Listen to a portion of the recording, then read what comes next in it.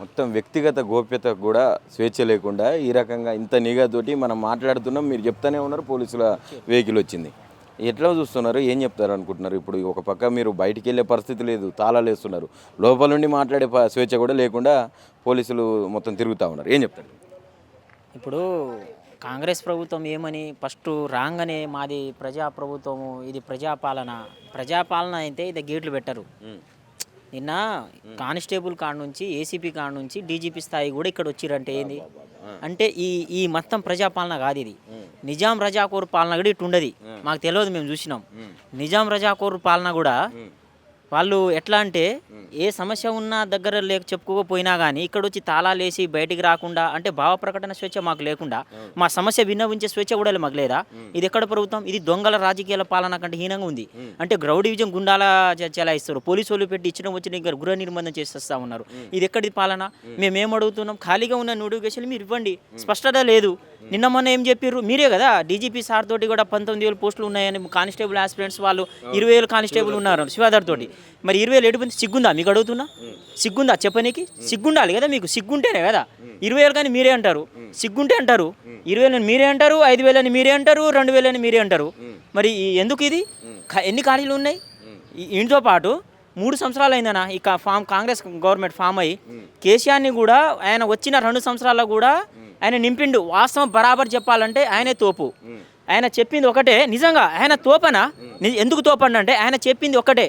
ఇప్పుడు ఆయన సీఎంగా ఉండి టీఏజీపీసీ ప్రశ్న లీక్ అయింది కావచ్చు, దొంగలోళ్ళు ఉంటారు, చీడపురుగులోళ్ళు దొంగలోళ్ళు చేసిరే తప్ప కేసీఆర్ ఆధీనంలో జరగలేదు.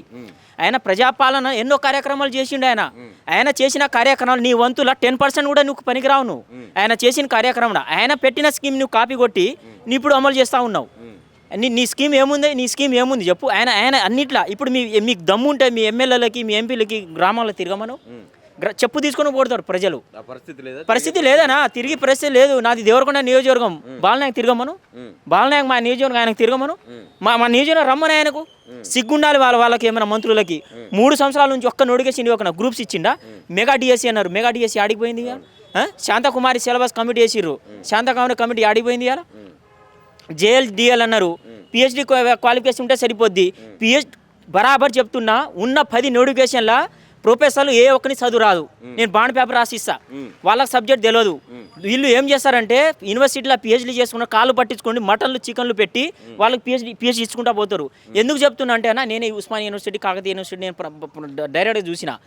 ఉన్న యూనివర్సిటీ ప్రొఫెసర్లు పిహెచ్డీ చేస్తూ ఉన్నారు. ఈ ప్రొఫెసర్లు ఏమనుకుంటారంటే చికెన్లు మటన్లు పెట్టి వాళ్ళకి పిహెచ్డీ పట్టాలు అందిస్తూ ఉన్నారు. వీళ్ళు కూడా రాజకీయం చేస్తూ ఉన్నారు. ఎవరైతే రాజకీయంలో పలుకుబడి ఉంటుందో వాళ్ళకి అసిస్టెంట్ ప్రొఫెసర్, వీళ్ళకి చదువు రావు, క్లాస్ చెప్పరు, అలా ఉన్న క్లాస్ కూడా సక్కనంగా రారు. స్టూడెంట్ ఎందుకు రారంటే సైన్ 70% హాజరు లేకపోతే వీళ్ళు హాల్ టికెట్ ఇవ్వమని చెప్పి మొబైల్ పెట్టి ఏదో ఒకటి చెప్పి వీళ్ళు ప్రొఫెసర్లు స్టూడెంట్ తోటి చెల్లనాట ఆడుకుంటారు. ప్రొఫెసర్ యూనివర్సిటీలో ఏమో ఇట్లా ఉంది, 1000 కోట్లు ఏడ కేటాయించినావు? నువ్వు 1000 కోట్లు కేటాయించిరా?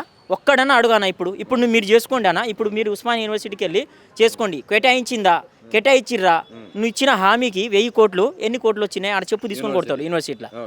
దొంగ హామీ ఇచ్చి దొంగ హామీ అబద్ధాల కోరు బడా కోరు అన్నట్టు ఈ కాంగ్రెస్ ప్రభుత్వంలో ఎక్క నోటిఫికేషన్ ఇవ్వకుండా మాతోటి గృహ నిర్మాణం చేసి మాతోటి ఆటలు ఆడుకుంటారు ఈ కాంగ్రెస్ ప్రభుత్వం. దయచేసి మేము ఏం అడుగుతున్నాం? మా నోటిఫికేషన్ మాకు ఇవ్వండి అడుగుతున్నాం. ఇప్పటివరకు గ్రూప్స్ లేదు, జేఎల్ లేదు, డిఎల్ లేదు, మెగా డిఎస్సీ లేదు, కానిస్టేబుల్ లేదు. ఉన్న ఖాళీల్లో 33 శాఖల్లో భర్తీ చేస్తూ ఉన్నాం అంటున్నారు. కానీ ఈ 20 పోస్టులతోటి అవుతుందానా? 20 పోస్టులు ఇస్తుర్రు, 10 పోస్టులు ఇస్తుర్రు, 2-3 పోస్టులు ఇస్తుర్రు. ఉన్నదేమో 30-20 లక్షల మంది. అందులో చదివేటోళ్ళు నిజాయితీ కష్టపడేటోళ్ళు 10 లక్షలు ఉంటారేమో. 10 లక్షల 5,000, 2,000, 3,000 పోతే ఇదా? ప్రభుత్వ ఉద్యోగం అందరు రాదు. మేము ప్రభుత్వ ఉద్యోగాలు అందరు ఇచ్చుకుంటూ అని అంటున్నామా? మేమేమన్నా మీ జేబులో నుంచి శాలరీ ఇస్తుర్రా?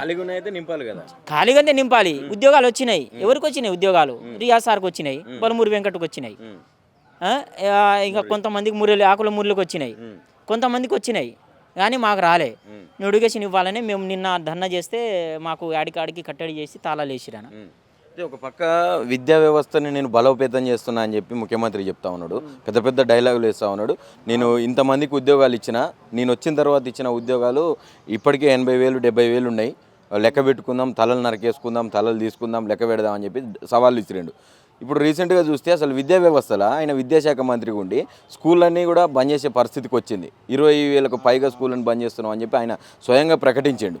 ఎట్లా చూడొచ్చు అంటే విద్యా వ్యవస్థను ఏం చేద్దాం అనుకుంటున్నాడు ఇంకా 2 సంవత్సరాలు? ఆయన ఆలోచనలు ఉంటే ఎవడైనా కావచ్చు. ఉన్న స్కూల్ ఇంకా పెంచుకుంటూ పోవాలా, డెవలప్మెంట్ చేసుకుంటూ పోవాలా, ఉన్న స్కూల్నే తగ్గించి దాన్ని తగ్గించి వేస్తామంటే ఇది కరెక్ట్ కాదా? అది ఆలోచన ఉందా ఆయనకు? ఆలోచన లేదు కాబట్టి ఆయన విద్యాశాఖ మంత్రిగా ఆయన చేస్తున్నా అంటే విద్యాశాఖ మీద విద్యా వ్యవస్థ మీద మీకు అవగాహన ఉంటే ఆకుల మురళి ఎందుకు రాజీనామా చేస్తాడు? ఆకుల మురళి సారు ఎంత హానెస్ట్ పర్సన్ ఆయన. ఆకుల మురళి సార్ అంత హానెస్ట్ పర్సన్ ఉంటే ఆయన ఎందుకు రాజీనామా చేసి ఇప్పుడు ఎందుకు వస్తుడు? ఆయన ఉద్దేశం ఏంది? ఆయన అగ్నెస్ట్గా పోతుండు. విద్యా వ్యవస్థ ఇంకా ముందు డెవలప్మెంట్ చేసుకుంటూ పోవాలి. డెవలప్మెంట్ ఈయన వద్దు, ఇంకా ఉన్న స్కూల్ ఇంకా మీరు పెంచేవద్దు, మీరు ఉన్న స్కూలే తగ్గియండి. ఈయనకు నచ్చలే. ఇప్పుడు గ్రామంలో ఇప్పుడు చూడండి ఒక్క గ్రామంలో ఇంతకుముందు ఏందన్నా ప్రతి గ్రామంలో ఒక టీచర్ ఉండే. ప్రతి గ్రామంలో విలువలు నైతిక విలువలతో పాటు నైతిక విలువలతో కూడుకున్న విద్య అందించేటట్టు గ్రామాలు అసలైన. మీరు సిటీలో వచ్చి విద్యలు విలువ లేకుండా పోయింది. మీరు నిజంగా విద్యాశాఖ మంత్రి అయితే మీరు విద్యగా ఆ మాట నిరూపించుకుంటే మీరు ఇక 2-3 నెలల్లో ఉన్న ఖాళీగా ఉన్న నోటిఫికేషన్ ఇచ్చి ఎన్ని ఉన్నాయో ప్రతి ఒక్క డిస్టిక్లో వెల్ఫేర్ ఆఫీసర్ని పెట్టి ప్రతి ఒక్క గ్రామంలో తిరగండి. మీరు ఎంతమంది స్టూడెంట్ ఉన్నారు, ఎంతమంది విద్యను అందించారు, విలువతో కూడిన విద్య అందించండి. ఇది మాయా మాటలు ఏం లేదు. విద్యా వ్యవస్థ ఆనందంగా పెట్టుకుంటారు, హోమ్ మినిస్టర్ తన దగ్గర పెట్టుకుంటారు, ఆడింది ఆట పాడింది పాట, ఏం లేదు. ఇది పరిస్థితి. మరి మీ కార్యాచరణ ఎట్లా ఉండబోతుంది? మీరు ఎక్కడ అడుగు బయటకు వేసినా కూడా ఇంత నిఘా ఉన్నది. మీరు ధర్నాలు కాదు, అది ఆలోచన వచ్చినా కూడా దాన్ని అణిచేసే ప్రయత్నం చేస్తూ ఉన్నారు. మీకు ధర్నాలు చేయాలి, నిరసన చేయాలనే ఆలోచనను కూడా అణిచేస్తూ ఉన్నారు ప్రభుత్వంలో. మరి ఎట్లా ముందలు సాగుతుంది? మీకు ఉద్యోగాలు వచ్చే అవకాశం కనిపిస్తుంది? ఉద్యోగాలు ఇస్తే కొంతమంది బయటకు వస్తురానా? అట్లా కాకుండా ఇప్పుడు యావత్ ఉన్న 30 లక్షల మంది ఇక్కడ నోటిఫికేషన్ రాక చాలా 70% విలేజ్లలో ఉన్నారు. ఇక్కడ 30% 20% విలేజ్లో పాపం వాళ్ళు మా మీద ఏడ కేసులు పెడతారో, కోర్టులు జుట్టు తిప్పించుకుంటారో వాళ్ళు భయపడుతుర్రు. వాళ్ళకి తెలియదు కదా. సో వాళ్ళకు ఉన్న దాంట్లో కొంతమంది దాంట్లోనే బయటకు వస్తుర్రు. ఇది నేనేమంటున్నంటే ఉన్న 1,00,000 మంది ఈ రేవంత్ రెడ్డి గారు సీఎం ఇళ్ళని ముట్టడిస్తే కానీ నోటిఫికేషన్ రాని పరిస్థితి. ఇది రోడ్డు మీద రండి భయ్యా, ఎందుకు భయపడుతున్నారు? రోడ్డు మీద వచ్చి అసెంబ్లీని సెక్రటరీ ముట్టడిస్తే తప్ప నోటిఫికేషన్ రాని. వాళ్ళు ఏమంటారు? కేసులు పెడతామంటారు. బయటకు వచ్చి ముందర ఎవరైతే ఏ తలకాయ ముందర కనబడితే వాళ్ళకు కేసులు అయితే మీ ఇష్టం అని చెప్తున్నారు. అదే చెప్తున్నా, కేసులు అయితే 3-4 కేసులు అవుతుంది. వాళ్ళు స్టూడెంట్ మీద కేసులు పెట్టే దమ్ము ధైర్యం మీ రేవంత్ రెడ్డి కాదు కదా, రాష్ట్రపతి, ఈ దేశ రాష్ట్రపతి కూడా లేదు. ఆ రైట్స్ లేదు. మేమన్నా శాంతి విధంగా మేమన్నా ఇది చేస్తున్నాం, మేము టెర్రరిస్టమా? పాకిస్తాన్ నుంచి వచ్చినామా మేము? మాకు లేదా? మాకు ఆ భావ ప్రకటన స్వేచ్ఛ లేదా? రాజ్యాంగం మాకు ఇవ్వలేదా? మేము ఉన్న టెర్రరిస్ట్ పట్టుకోండే విచ్చలవిడిగా మీ డిపార్ట్మెంట్లో ఏ కానిస్టేబుల్ సైతం నుంచి ఈ ఆ చిన్న డిపార్ట్మెంట్ నుంచి వేల కోట్లు లంచాలు సతాయిస్తుర్రు. వాళ్ళ మీద చేయండి, ఫస్ట్ ఏసీబీ రైడ్ చేయండి. మా మీద ఎందుకు తిగలబడ్డాడు? మా మీద మేము గవర్నమెంట్ ఇది చేస్తున్నామా? ఏమైనా ఉన్న శాంతి విధంగా ర్యాలీ చేసి ధ్వంసం చేస్తున్నాం, బస్సులను ధ్వంసం చేస్తున్నామా? ఏం చేస్తున్నాం? మేము స్వచ్ఛ విధంగా ర్యాలీ చేస్తున్నాం. అంతేగాని ఈ చాలా అన్యాయాలు జరుగుతుంది, వాళ్ళ మీద రైడ్ చేయండి. ఎందుకు మా మీద రైడ్ చేస్తున్నారు? మీరు చూడండి, ఇప్పుడు రోజు ఈడ ఇంటెలిజెన్స్ ఎక్కువ ఉన్నారు. ఇంటెలిజెన్స్ ఆడపడితే ఆడ గ్రూపులలో వాడి ఇన్ఫర్మేషన్ పాస్ అవుతుంది. ఇట్లా కాకుండా స్వచ్ఛందంగా నిరుద్యోగులు కూడా కదిలి రండి. రోడ్ల మీద ఎక్కితే కానీ, అసెంబ్లీ ముట్టడిస్తే కానీ, సీఎం ఇంటిని ముట్టడిస్తే కానీ నోటిఫికేషన్ రాని పరిస్థితి. ఆయన ఏముంది ఆలోచన బరాబర్ మేము తెలుసుకుంటామన్నా. ఆయనకి ఏం లేదు.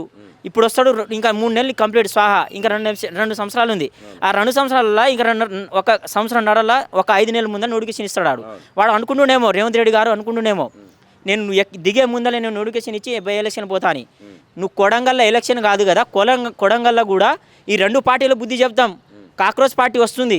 30 లక్షల మంది నిరుద్యోగులు ఒకటే అయితే సీఎం పదవి ఈ నిరుద్యోగుల చేతుల మీద ఉంటుంది. ఈ నిరుద్యోగులు ఏం ఆలోచిస్తారు? ఒక బిర్యానీకి ఆలోచిస్తారు. చదువుకున్న దద్దమ్మలు కూడా ఇట్లా ఆలోచిస్తారు. మీరు మారండి, మీరు మారి వేరే వాళ్ళని చెప్పండి. మేము కాంగ్రెస్ ప్రభుత్వం ప్రతి ఊళ్ళలో తిరిగి దండాలు పెట్టి చేసినాం కదా, అదేదో 30 లక్షల మంది మేము మా చేతిలో ఉండి కష్టపడితే అది గెలవలేమా? ప్రతి నియోజకవర్గంలో మీరు కాంగ్రెస్ పార్టీ తరఫున మేము ఒక పార్టీ క్రియేట్ చేసి ప్రతి గ్రామంలో ఒక నిరుద్యోగులు నిలబడి కష్టపడితే అప్పుడు ఈ గవర్నమెంట్కు ఫామ్ అవుతుంది. మళ్ళీ ఈ కాక్రోచెస్ అనేది మళ్ళీ సపరేట్ లైన్ తీసుకుంటున్నారు కదా, వీళ్ళంతా దేశద్రోహులు అని చెప్పి మాట్లాడుతూ ఉంటారు. యాంటీ నేషనలిస్టులు అంట కాక్రోచ్ పార్టీలో ఉన్నటువంటి సభ్యులందరూ కూడా, అందులో వాళ్ళు మాత్రమే చేరుతారని చెప్పి. ఏదైనా ఈ కాక్రోచ్ పార్టీ సభ్యులు ఎవరంటే ఇప్పుడు 30 సంవత్సరాల బిలో ఎవరైతే 21, 18 సంవత్సరాల నుంచి 30 సంవత్సరాలు ఎవరైతే మిడిల్ ఉన్నారో వాళ్ళే కాంగ్రెస్ పార్టీగా 35 నుంచి 45, 40 మేము ఎలిజిబుల్ కూడా లేరు. వాళ్ళు ఎలిజిబుల్ కూడా లేరు. ఇప్పుడు మీరు చూసుకుంటే భారతదేశంలో సహజ వనరులు ఎవరైనా నిరుద్యోగులు యూత్ యువత ఎంతమంది ఉన్నారంటే దాదాపు జనాభాలో ఇప్పుడున్న జనాభాలో 150 కోట్ల నుంచి 90, 70, 80 కోట్లు నిరుద్యోగులే ఉన్నారన్న. అది వీళ్ళ ఏజ్ లిమిట్ అంటే 18 నుంచి 30 వీళ్ళు లోపలనే మధ్యలోనే వీళ్ళు కాంగ్రెస్ పార్టీగా మీరు తెలుసు. ఆల్ ఇండియా వైజ్ ఎట్లా చేస్తున్నామో తెలంగాణలో కూడా వస్తుంది, తెలంగాణలో నిరూపిస్తాం. తెలంగాణలో కూడా ఇప్పుడున్న స్థానిక పార్టీలు కూడా మేము ఎటో చూపిస్తాం. అంటే ఓవరాల్గా నేను హిట్లర్ని ఇన్స్పిరేషన్గా తీసుకున్నా అని చెప్పి రేవంత్ రెడ్డి గారు స్వయంగా హిట్లర్తో పోల్చుకుంటున్నాడు. ఆయన ఏ ముఖ్యమంత్రి నన్ను చూసినరా అసలు ఆ వ్యాఖ్యల మీద మీ అభిప్రాయం ఏంటి? హిట్లర్ అంటే ఆయన ప్రపంచ విప్లవకారుడు. ఆయన ఏం లేదు, తీసుకుపోయినప్పుడు కూడా ఏం లేదు. మరి మీ దగ్గర మీరేం చేసిర్రు? ఉన్న నెలకు 5 లక్షల శాలరీ జేబులో పెట్టుకుంటున్నారు ప్రతి ఎమ్మెల్యేలు. ఇంకా కమిషన్లు తీసుకొని జేబులో పెట్టుకుంటారు. కాంట్రాక్ట్ పేరు చెప్పి జేబులో పెట్టుకుంటారు. ఏది స్మార్ట్ సిటీ అని పేరు చెప్పి జేబులో పెట్టుకుంటారు. ఇంటిగ్రేటెడ్ స్కూల్ ప్రతి నియోజకవర్గంలో స్మార్ట్ సిటీ ఇంటిగ్రేటెడ్ స్కూల్ అని మీరు చెప్పి ఆ కాంట్రాక్ట్ పద్ధతిని జేబులో నింపుకుంటారు. విన్నారా? ఎప్పుడైనా ఇంటిగ్రేటెడ్ స్కూల్ ఏమైనా స్థాపించారా? ఇప్పటికి 3 సంవత్సరాలు అయింది. ఎందుకు మాయాకోరు? ఎందుకు మాయమాటలు? మాయమాటలు ఎందుకు అని చెప్తున్నాం. ఏ నియోజకవర్గం చూడండి, 119 నియోజకవర్గంలో తెలంగాణ రాష్ట్రంలో ఏ నియోజకవర్గంలో స్టార్ట్ అయిందన్నా స్కూలు, ఇంటర్నేషనల్ స్కూలు? ఉన్న స్కూల్ను డెవలప్ చేయండి అంటే ఉన్న 30,000 స్కూల్లో పోటీ చెప్పి 5,000 స్కూల్ని తగ్గిస్తాడు ఈయన విద్యాశాఖ మంత్రి అంట. విద్యాశాఖ మంత్రి అయితే డెవలప్ చేసుకుంటూ పోవాలి. జనాభా పెరుగుతురా తగ్గుతురానా? సోయి ఉంటే మీకు సీఎం రేవంత్ రెడ్డి గారు మీకు సోయి ఉంటే జనాభా పెరుగుతురా తగ్గుతుర్రా? ప్రపంచంలో ఎక్కడ లేని జనాభా భారతదేశంలో ఉన్నారు. జనాభా పెరుగుతురా లేదా? మరి జనాభా అనుకున్నట్టు విద్యా వ్యవస్థ మీ స్కూళ్ళు డెవలప్ అవ్వాలా తగ్గించమంటారా? ఇది పరిస్థితి. ఇది పరిస్థితి అన్న అర్థం చేసుకోవాలి.